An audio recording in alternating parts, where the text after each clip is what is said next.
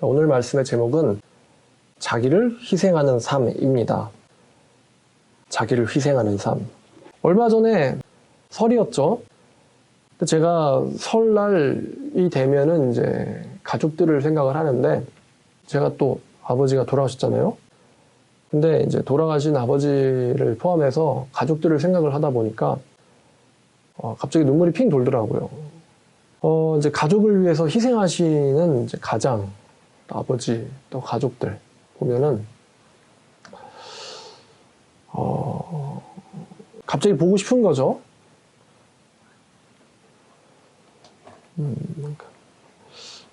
그래서 이제 눈물이 막 흘렀는데, 보고 싶은데 볼 수가 없잖아요. 돌아가셨으니까.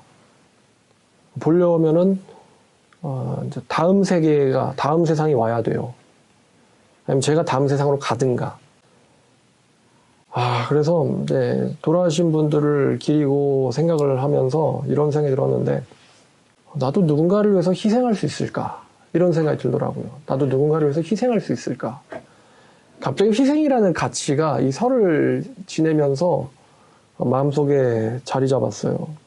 눈물을 흘리는데, 이 눈물을 흘리고 나니까요, 영혼이 씻겨지는 느낌이 들더라고요. 영혼이 씻겨지는 느낌.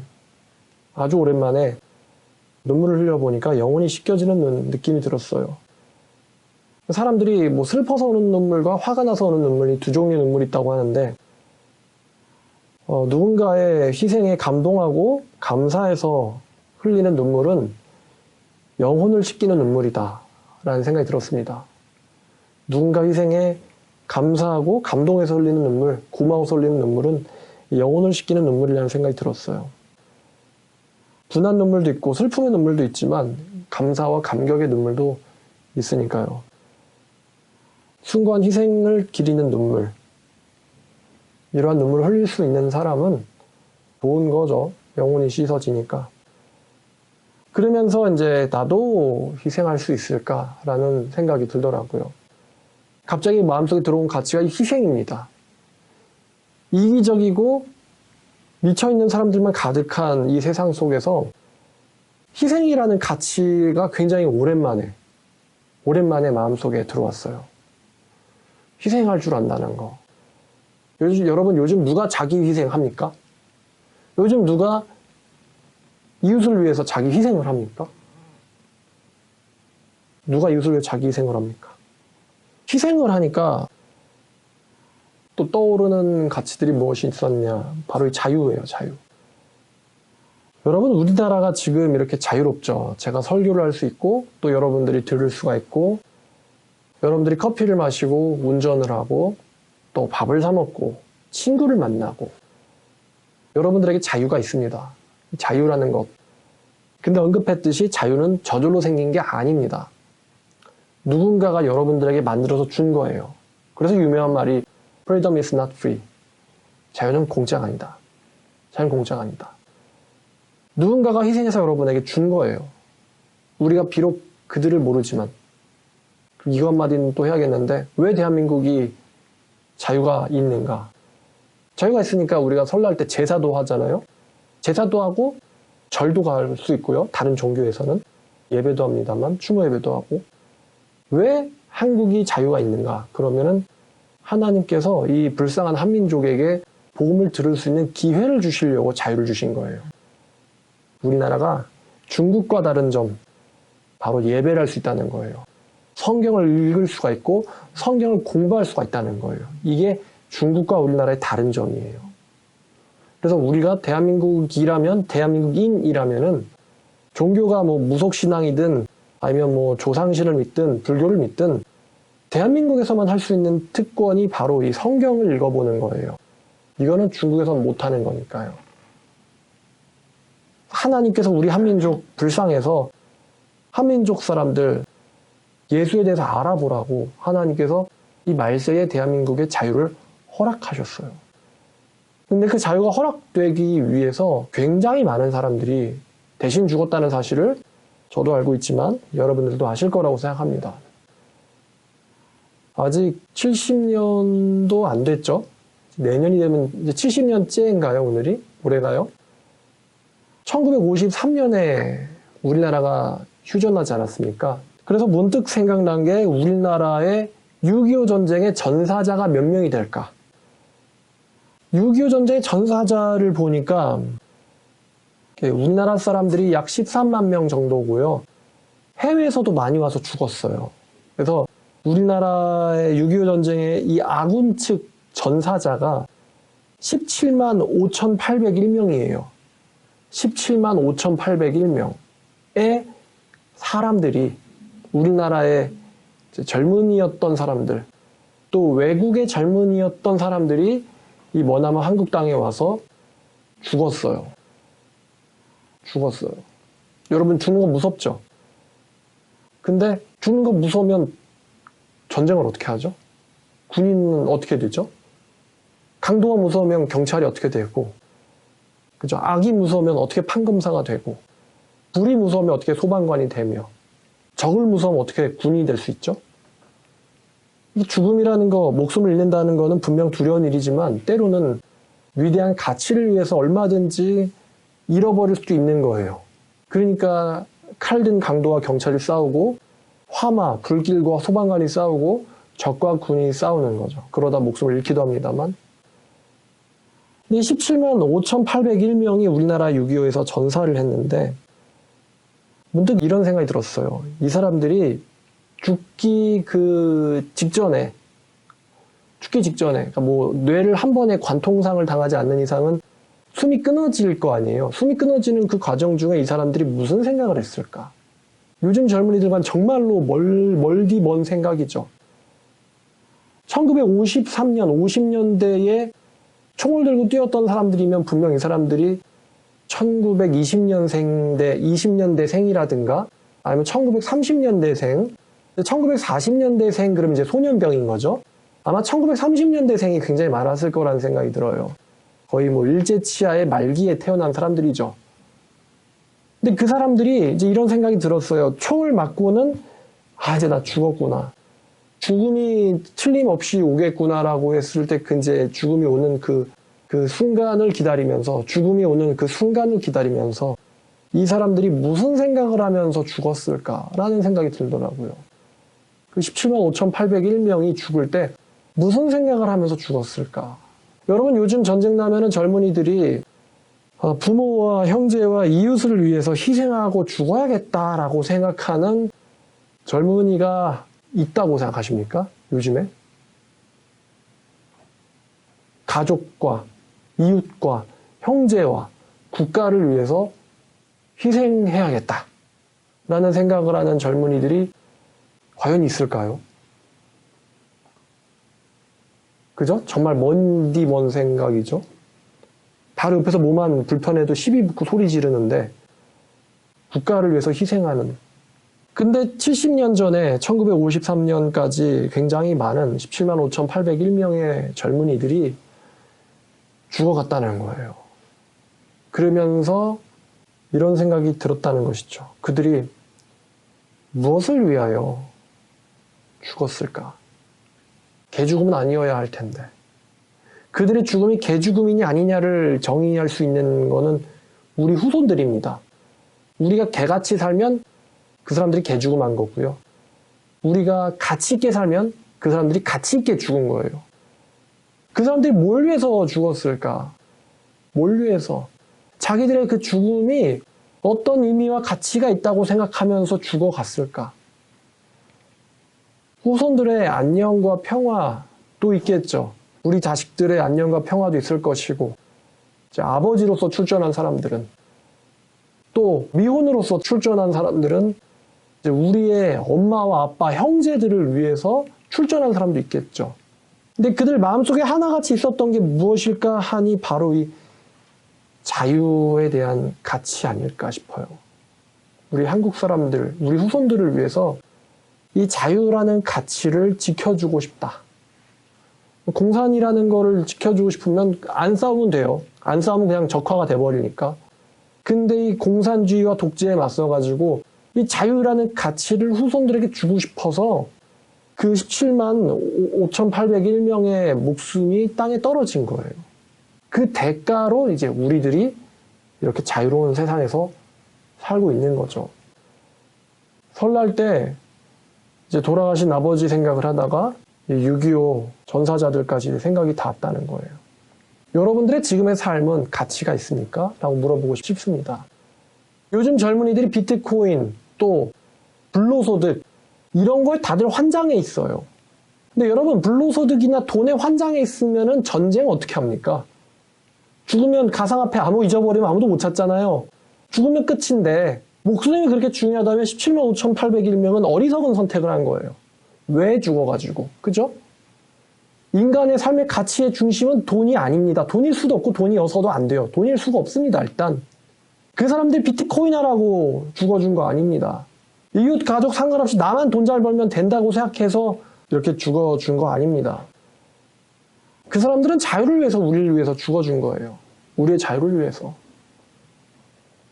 우리가 그 자유를 어디다 써야 할지 한번 여러분 고민해 보시길 바랍니다. 여러분들이 지금 즐기고 있는 이 시간 1분 1초는 누군가의 피 위에서 세워진 것이라는 것입니다.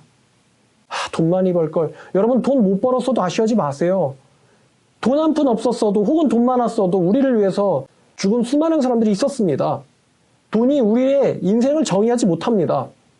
그들은 위대한 가치를 위해서 죽었고, 여러분들이 그 가치를 생각하기를 원하고, 여러분들이 그것을 생각할 수 있는 기회를 주고 싶어서 우리 대신에 죽었단 말이죠. 지금부터 1989년, 요약해서 2000년 전에 AD 33년, 기원 후 33년 예루살렘 성문 앞에서 예수님이 돌아가셨어요. 예수님이 왜 돌아가셨을까? 예수님이 돌아가신 이유는 이러한데, 인류를 용서하고 그들이 지은 죄로부터 구원하기 위해서 예수님은 돌아가셨어요. 죄값 치르려고. 인간의 죄의 대가는 사망밖에 없습니다. 다 죽여버리면 나라가 돌아가질 않기 때문에 처벌에 대해서 경중을 나누었을 뿐이지, 죄의 대가는 사형, 죽음이라는 거예요. 그래서 그 사형에 처해져야 되는 우리들을 구하려면 누군가가 대신 사형을 당해야 돼요. 누군가는. 그것도 의로운 사람이, 범죄자가 아닌 의로운 사람이 억울하게 사형을 당해야만 합니다. 그럼 예수님은 왜 태어나셨고 왜 오셨느냐? 통일교라고 하는 이제 한때 유명했던 신천지의 전신이라고 할 수 있고 JMS의 전신이라고 할 수 있는 사이비 종교가 있죠. 이 통일교에서는 예수님의 죽음을 실패로 봅니다. 예수가 죽지 않았어야 됐는데 이 가룟 유다나 유대인들의 몰이해, 유대인들의 무식으로 예수가 죽지 않았어야 되는데 예수가 죽었다. 예수가 죽은 사건을 실패 사건으로 통일교는 봐요. JMS도 마찬가지고요. 예수님이 죽으심으로써 하나님의 계획이 좌절됐다고 보는 거예요. 근데 성경은 유명한 말이 있죠. 예수님이 사탄아 물러가라라고 베드로에게 말씀하셨어요. 왜 그 말씀하셨느냐? 예수님이 십자가에 못 박혀서 죽을 것을 베드로에게 예언을 하니까 베드로가 그래하지 말라고 말렸기 때문이에요. 그래서 예수님이 네가 하나님의 계획을 생각하지 않고 사람의 일을 생각한다.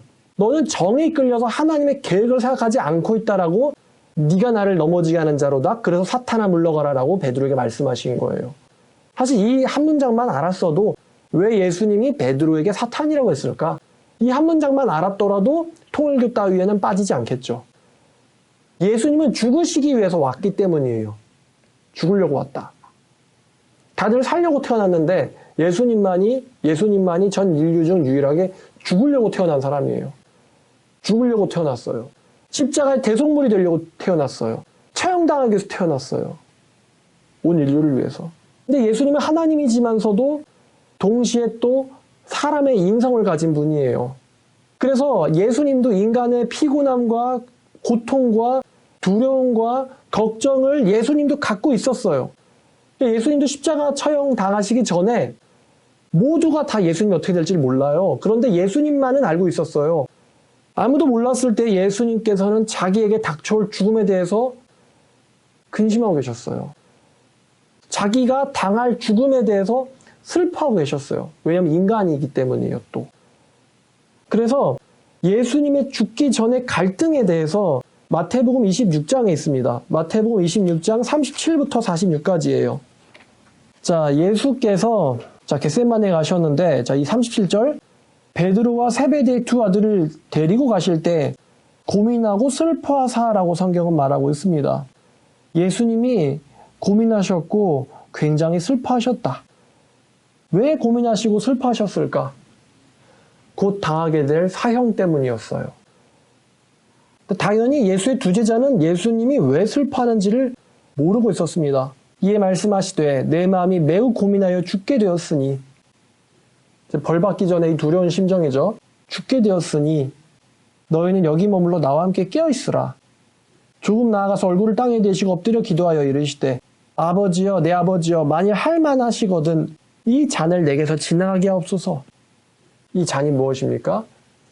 죽음이에요. 죽음. 이 잔을 내게서 지나가게 하시옵소서. 그러나 나의 원대로 마시옵고 아버지의 원대로 하옵소서 하시고, 하실 수 있다면 나의 죽음 없이 이 고통을 끝나게 해주세요. 그런데 내 원대로 하지 마시고 아버지의 소원대로 하옵소서라고 기도하셨어요. 그리고 제자들에게 왔더니 제자들이 자는 것을 보시고 베드로에게 말씀하시되 너희가 나와 함께 1시간도 이렇게 깨어있을 수 없더냐. 시험에 들지 않게 깨어 기도하라. 마음에는 원이로되 육신이 약하도다 하시고 또 다시 두 번째 나아가 기도하여 이르시되 내 아버지여 만일 내가 마시지 않고 이 잔이 내게서 지나갈 수 없거든 아버지의 원대로 되기를 원하나이다 하시고, 두 번째 기도는 아버지의 소원대로 되기를 원합니다 였어요. 다시 오사 보신즉 그들이 자니 이는 그들의 눈이 피곤함이로라. 또 그들을 두시고 나아가 세 번째 같은 말씀으로 기도하신 후 제2의 제자들에게 오사 이르시되 이제는 자고 쉬라. 때가 가까이 왔으니 인자가 죄인의 손에 팔리느니라. 일어나라 함께 가자. 보라 나를 파는 자가 가까이 왔느니라. 유다가 왔을 때 깨우셨어요. 그들을. 이 세 마디의 짧은 기도였지만 요한복음 17장에는 조금 더 자세하게 기록되어 있습니다. 자, 요한복음 17장 전체가 예수님이 죽기 전에 겟세마네에서 한 기도예요. 17장 전체가 예수님이 잡히기 전에, 죽으시기 전에 이 겟세마네에서 한 기도인데, 자, 근데 예수님의 이 기도를 잘 보면, 자, 13절부터 읽어볼게요. 13절부터 15절까지. 내가 지금 아버지께로 가오니 내가 세상에서 이 말을 하옵는 것은 그들로 내 기쁨을 그들 안에 충만히 가지게 하려 함이니이다. 내가 아버지의 말씀을 그들에게 주었사오매 세상이 그들을 미워하였사오니 이는 내가 세상에 속하지 아니함 같이 그들도 세상에 속하지 아니함으로 인함이이다. 내가 비옵는 것은 그들을 세상에서 데려가시기를 위함이 아니요 다만 악에 빠지지 않게 보존하시기를 위함이니이다. 내가 세상에 속하지 아니함 같이 그들도 세상에 속하지 아니하여 사옵나이다. 예수님의 말씀에서 반복되는 것이 뭐냐면요, 그들을 지켜주옵소서예요. 내가 비옵는 것은 그들을 데려가자는 게 아니고 그들을 지켜달라는 거예요. 지켜달라는 거. 또 20절을 보니까 내가 비옵는 것은 이 사람들만을 위함이 아니요 또 그들의 말을 통해서 나를 믿는 사람들도 위함이니 라고 말씀하셨어요. 예수님께서 무슨 기도를 하셨냐면은 자기의 제자들과 그들을 통해서 예수를 믿게 될 사람들을 지켜달라는 거예요. 지켜달라. 보존해 주시옵소서. 지켜주시옵소서. 이 예수님의 가슴 속에 희생당하실 예정이신 예수님의 가슴 속에는 수많은 사람들의 모습이 새겨져 있었습니다. 바로 앞에는 이제 자고 있는 11명의 제자들이 있었고요. 또 좀 더 멀리에는 저와 여러분들 같은 이 말세에 예수님을 믿게 될 사람들의 모습까지가 예수님의 가슴 속에 담겨 있었어요. 예수님은 사람이시지만 또 하나님이시기 때문에 예수님을 믿게 될 사람들에 대해서 예수님은 다 알고 계셨어요. 비록 만난 적은 없지만 예수님의 마음속에는 저도 있었을 것입니다. 또한 여러분도 있었겠죠? 그러니까 예수님의 이 선택지, 도망이냐 아니면 죽음이냐, 이 두 가지의 선택지 중에서 예수님의 가슴 속에 예수님을 사랑하는, 또 예수님께서 사랑하시는 수많은 사람들의 모습이, 얼굴이 가슴 속에 새겨져 있다 보니 이 예수님께서 선택하실 수 있는 길은 사실은 하나밖에 없었어요. 여러분, 사람이 언제 강해집니까? 엄마가 언제 강해지고 아빠가 언제 강해지죠? 이 연약한 여자가 혹은 겁 많은 남자가 언제 강해집니까? 자기 사랑하는 사람이 위험에 처했을 때는 강해지는 거예요. 사랑하는 사람이 위험에 처했을 때는 강해집니다, 순간적으로. 왜냐면 마음속에 내가 죽어도 쟤는 지켜야 돼라는 마음이 있기 때문이거든요. 그런 마음을 평상시에 갖고 살았으면 얼마나 좋을까. 근데 예수님 마음속에 수많은 사람들의 이 얼굴들이 새겨져 있었기 때문에 예수님께서 분명히 생각하셨을 거예요. 내가 이 잔을 마시지 않는다면 저들을 지킬 수 없다. 저 사람들을 지켜낼 수가 없다. 저 사람들을 구원시킬 수가 없다. 내가 이 죽음을 통과해야지만, 내가 이 죽음을 겪어야지만 저 사람들을 살릴 수가 있을 것이다. 그러니까 예수님께서는요, 죽음을 피할 수가 없었어요. 예수님 만약에 죽음을 피하셨다면 6.25 전쟁도 무의미해지고요. 대한민국의 광복도 무의미해집니다. 자유와 평화를 위해서 싸우는 것도 무의미해져 버려요. 예수님께서 죽으셔야지만 거기서 구원이 생기고 자유가 생기고 하나님의 자녀가 되는, 마귀의 종에서 하나님의 자녀가 되는 이 신분 변화가 예수의 죽음을 통해서만 일어날 수 있기 때문에 예수님은 절대로 그 죽음에서 도망갈 수 없었어요. 그래서 예수님은 저와 여러분을 위해서 죽으시기로 작정했다는 것입니다. 죽으시기로 작정했다고요. 아까 제가 17만 5,801명 얘기했지만 그 사람들이 다 죽을 거를 알고 참전한 사람들은 아닐 거예요. 죽을 수도 있지만, 죽음을 각오하고 가족들과 작별 인사를 하고 참전했겠지만 100% 죽음을 예상하고 참전하진 않았을 거예요. 싸우다 보니 죽음이라는 게 온 거겠죠. 그런데 예수의 경우는 도망갈 수도 있었어요. 예수님은 죽을 것을 본인이 스스로 결정하셨어요. 그리고 그 죽음을 통과하지 않으면은 수많은 인류를 구원한다라는 하나님의 계획이 성공할 수 없다는 것을 너무 잘 아셨어요.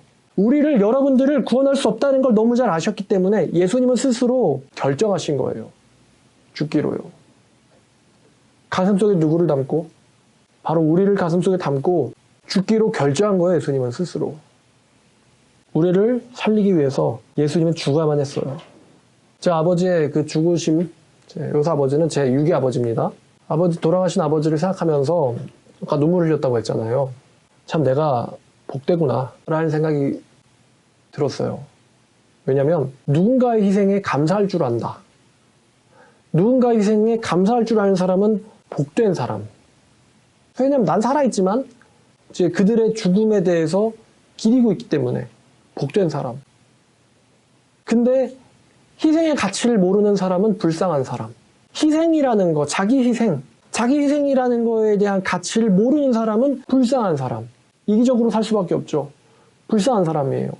근데 여러분, 희생이라는 거는 머리로 배울 수 있는 개념은 아닌 것 같습니다. 누군가가 희생을 당해야지 그거를 보고 아는 거거든요. 자기 희생의 가치를 아는 사람이 바로 이 복된 사람이고, 자기 희생의 가치를 모르는 사람은 불쌍한 사람이에요. 그러고 보니까 내가 과연 희생할 수 있을까? 내가 과연 희생할 수 있을까? 또 희생을 한다면 누구를 위해서 희생을 해야 할 것인가? 이 두 번째 질문은 참 그냥 먼 질문이네요. 첫 번째 질문이 희생할 수 있을까? 나도 그 참전 용사들처럼, 전사자들처럼, 또 부모님처럼, 그런 사람들처럼, 또 예수님처럼 희생할 수 있을까? 다들 이기적으로 이 미쳐있는 세상 속에서 나도 희생할 수 있을까? 예수님의 경우는 왜 살아셨습니까? 왜 사셨어요, 예수님의 인생? 뭐 하기 위한 삶이에요? 희생하기 위한 삶이에요. 희생하기 위한 삶. 예수님 태어나서부터, 이 지각이라는 게 형성되고 나서부터 죽기 직전까지 마지막 최후의 기도도 그랬지만 자기가 희생하기 위한 인생이라는 것을 본인 스스로가 잘 알고 계셨어요. 희생하기 위한 삶. 인자를 섬김을 받으려 온 것이 아니고 섬기러 왔고 자기의 목숨을 대속물로 많은 사람에게 주려 함이노라 라고 평소에 이렇게 말씀하면서 사셨어요. 죽으려고 왔다. 여러분들의 인생과 목숨이 이기적인 목숨과 인생이라면은 아마 사람들은 여러분들을 기억하지 않을 겁니다. 근데 만약에 여러분들과 인생과 목숨이 희생적이고 희생으로 끝난다면 살아남아 있는 사람들은 여러분들을 영원히 기억할 겁니다. 이기적인 사람은요, 돼지와 다를 바가 없어요. 희생하는 사람은 성인입니다. 이룰 성자죠. 이루는 사람이에요. 요한복음 15장 13절에서 사랑이 무엇인가? 라는 거에 대해서 성경은 가르쳐 줍니다. 자, 15장 13절. 사람이 친구를 위하여 자기 목숨을 버리면 이보다 더 큰 사랑이 없나니. 라고 말씀하셨어요. 제일 큰 사랑이 무엇이냐? 그를 위하여 목숨을 버리는 것이에요. 더 큰 사랑이 없나니. 그 다음 절 보니까 너희는 내가 명하는 대로 행하면 곧 나의 친구라. 이거는 예수님이 너희, 즉 우리를 위하여 희생하실 것을 암시하시는 말씀이에요. 사람이 자기 친구를 위해서 목숨을 버리는 것보다 더 큰 사랑이 없는데 너희가 내가 명하는 대로 행한다면 나의 친구다. 내가 나의 친구인 너희를 위하여 내 목숨을 버리겠다라는 게 암시되어 있죠. 자기 희생적인 삶이 예수님께서 보여주신 삶이고 우리의 가족이 보여주신 삶이고 또 우리의 선조들이 보여준 삶이에요. 여러분은 누구를 위해서 희생하시겠습니까? 또 여러분은 희생할 수 있습니까? 이런 질문이 설날 때 들더라고요. 여러분 누구를 위해서 또 희생을 할 수 있습니까? 이 생각이 자기 이기에 빠져서 광기에 차서 살던 사람들 사이에서 갑자기 떠오르더라고요. 우리 기독교인들은 예수님의 이 희생의 가치, 자기 희생적 삶을 살아가야 됩니다. 우리 기독교인들은요, 자기를 위해서 사는 사람들 아닙니다. 예수님이요, 이들을 위해서 목숨을 버리셨어요. 그럼 우리는 왜 살아야 될까요? 우리도 예수님이 사랑하셨던 것처럼 우리 마음속에 있는 누군가, 이 마음속에 있는 누군가가 다 사람들마다 다를 거예요. 근데 그 사람들을 위해서 희생하고 또 자기의 목숨을 내어놓을 수도 있는 그 6.25의 전사자들처럼 그 고결함과 그 누군가, 소중한 누군가를 위해서 자기의 목숨을 내어놓을 수도 있는 그런 용감한 사람들이 여러분 돼야 될 것입니다. 죽어가면서 보고 싶다. 아마 울었을 거예요. 아파서 울었을 수도 있지만 보고 싶어서. 이제 뭐 100초 뒤에 목숨이 끊어질 상황인데 100초 동안, 60초 동안, 혹은 뭐 30초 동안, 혹은 10초 동안 보고 싶다. 보고 싶다. 그런 사람들을 떠올리면서 죽어갔을 겁니다. 그 사람들이. 보고 싶다. 엄마 보고 싶어요. 동생아 보고 싶다. 아내가 보고 싶어. 자식이 보고 싶어. 그러면서 이 17만 5,801명이 죽었을 거예요. 특별히 이 우리나라까지 와서 이 죽은 사람들, 여러 나라들이 우리나라를 위해서 도와줬어요. 그 중에 대표적으로 이제 미국 사람들 고르면 정말 만 킬로나 떨어진 곳까지 배 타고 와서 정말 머나면 땅끝에 타국 땅에 와가지고 죽었던 노란 머리의 젊은 형들, 젊은이들, 엄마 보고 싶어 하면서 죽었겠죠? 지금 한국 사회 가치로 따지자면 그 사람들의 죽음은 미친 죽음이에요. 그때 미국은 뭐 제트기 날리고 그랬는데, 근데 여기까지 와가지고 죽었어요. 도대체 무엇을 위해서? 우리 조선인들의 이기심을 위해서일까요? 특별히 기독교 가치를 가져오면 이 사람들이 하나님을 배울 수 있는 기회를 주려고, 프리덤, 자유를 위해서. 이 공산화가 돼버려도 상관없어요. 그들 입장에서는. 근데 이 마지막 땅 끝에 자유라는 거, 자유라는 가치를 한국인들에게 가르쳐주고 싶어서 이 노란머리의 젊은 형들이, 또 오빠들이 저 공산주의자들의 총탄에 죽었단 말이에요. 우리들에게 자유란 가치를 가르쳐 주려고. 특별히 이제 기독교인으로서는 너무나 이제 감사하고 배울 게 많죠. 신앙의 자유, 이 자유를 위해서 죽어주신 그 젊은 사람들을. 그러니까 한국이 왜 자유로운지 아냐? 바로 이 예수교 때문이에요. 예수교 때문에.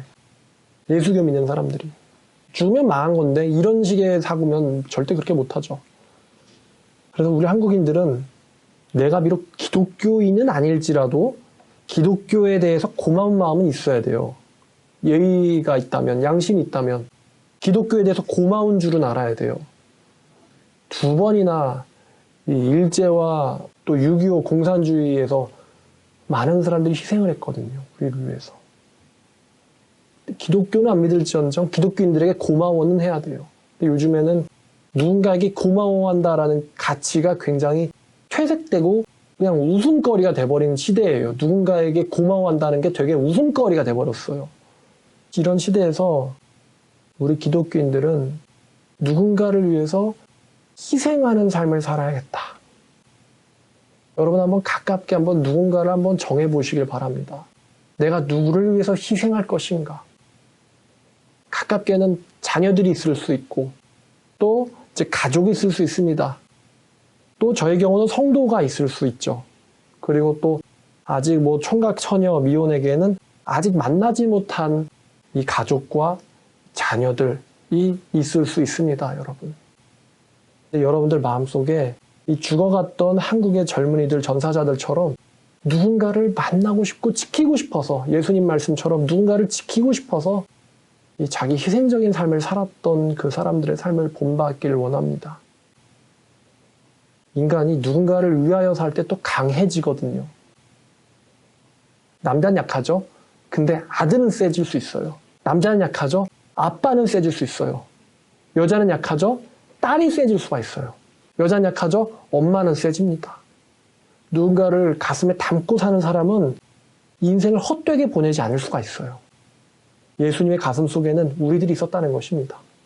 그 결과 예수께서 십자가에서 우리를 해방하셨어요. 자기생적인 삶을 사는 먼저 제가 되기를 기도할 것이고 또 여러분들이 되기를 또 기도합니다. 누군가를 위해서 목숨을 내어놓는 큰 사랑을 보여주는 또 저와 여러분들 되기를 주님의 이름으로 축원합니다. 기도하겠습니다. 하나님 아버지, 이 미쳐 돌아가는 세상 속에서 자기 희생적인 삶에 대해서 상고하고 묵상해 보았습니다. 한국인들 정말 수많은 젊은이들의 피 위에 세워진 나라이자 또 그들의 희생을 통해서 얻어낸 이 자유민주주의 국가입니다. 아버지, 우리가 이 자유를 무엇을 위하여 써야 할지 한번 생각하게 해주시옵소서. 돈이냐, 자기 욕심 채우는 거냐, 배만 채우는 삶이냐, 아니면 누군가를 위해서 희생하고 섬기는 삶이냐, 이 자유가 누구를 위한 자유이며 어떻게 써야 될 것인지 한번 생각할 수 있는 기회를 주시옵소서. 특별히 우리 모든 인류의 자유를 위해서 그 죽음의 길을 두려워하지 아니하시고 걸어가신 예수님의 죽음에 대해서 묵상해 봅니다. 아버지, 예수님께서 모든 걸 하셨고 예수님 마음속에는 저와 이 모든 성도들이 각 사람의 얼굴이 예수님의 마음속에 있었을 것입니다. 아버지, 그들의 얼굴을 떠올리면서 십자가의 길을 피할 수가 없고 십자가의 길을 걸어가야만 하는 그 예수님의 그 심정, 그 예수님의 결단, 예수님의 용기에 우리가 조금이나마 담기를 원합니다.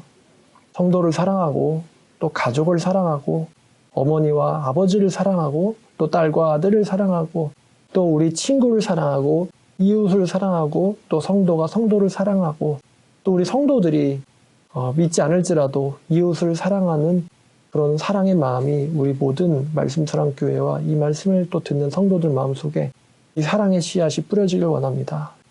아버지, 우리가 지금은 비록 이렇게 이기적으로 살지 몰라도 언젠가 죽음을 맞을 때는 이기적인 죽음이 아닌 누군가를 위한 희생적인 죽음을 맞을 수 있다면 그 또한 감사하고 영광스러운 일일 것 같습니다. 아버지, 우리의 삶을 희생적이고 헌신적인 삶이 될 수 있도록 이 미쳐 돌아간 세상 속에서 정말 사랑의 이 씨앗이 대한민국이나 한국 교회에 뿌려질 수 있도록 주여 도와주시옵소서. 먼저 기독교인들이 희생적인 삶을 살 수 있도록 이 사회의 본이 될 수 있도록 하여 주시옵소서. 감사드리며 예수님의 이름으로 기도드렸습니다.